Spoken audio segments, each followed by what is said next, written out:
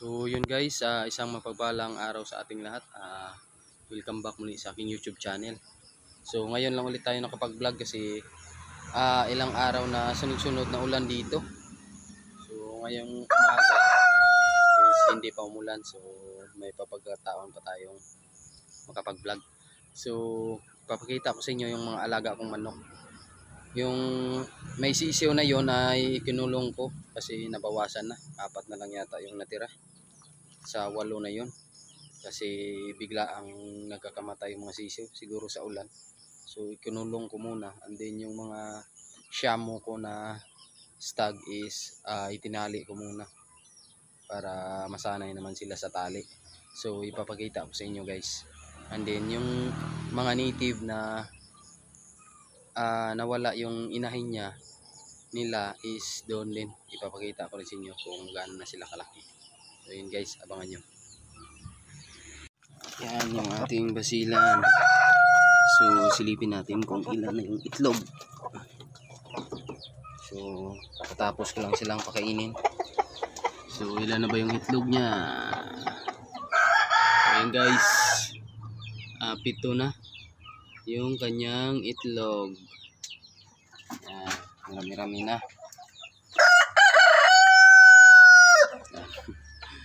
Okay, so malaki yung katawan niya guys, parang siyamo din yung mukha niya, pero basilan yan guys. So vitamins na ginagamit ko sa kanya, and then sa rooster is vitamin B12, and then may calcium. So yan okay, so then silipin naman natin yung ating shamo sa kabila. So yan na guys yung ating shamo. So nagpang-abot na naman sila nung isang araw, kaya medyo may galos na naman yung mukha. So itinali ko muna dito yung isa. So malaki yung katawan nito guys. Yan o, busog na busog. Yan. Tapos yung ating mga heritage breed. Yan. So dito yung isa nating shamo. So yan o. Yan.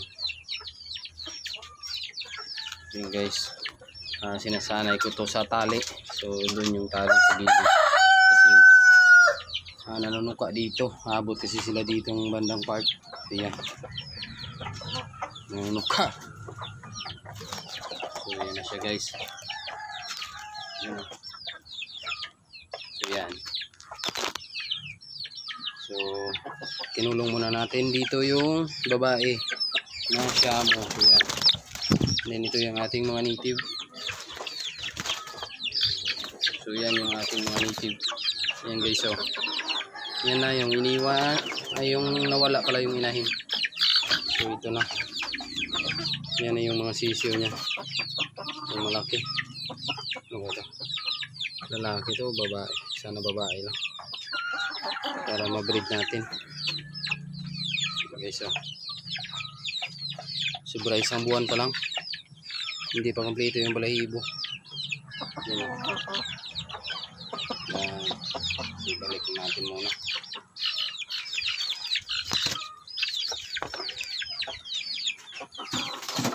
So dito yung ating mga sisiw na natira.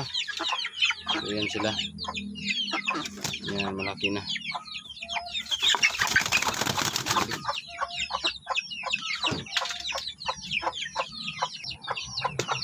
Tapos dito yung inahin natin. So itinali ko para hindi makaskas yung kanilang pakainan.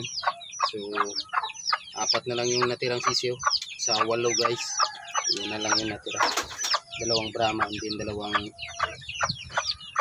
sisiw mismo ng native na to. Ayan. Then to malapit na ma-harvest. So malalaki na. Ayan. So yun guys, so, mapapansin nyo, nilagyan ko ng kamias kasi kinakain ng ating mga heritage breed manok yan guys. Ayan.